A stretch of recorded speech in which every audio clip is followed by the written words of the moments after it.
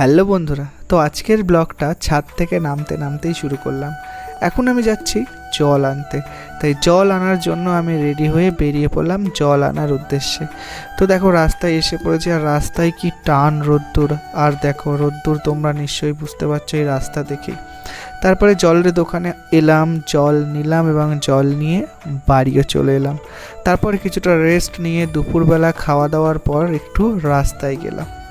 তারপর রাস্তায় গিয়ে দেখলাম বন্ধু দাঁড়িয়ে আছে, তাই বন্ধুকে বললাম একটু গঙ্গার ধারে ঘুরে আসি। দেখো গঙ্গার ধারে কি জল হয়েছে, এই বৃষ্টিতে পুরোপুরি জল মগ্ন হয়ে গেছে।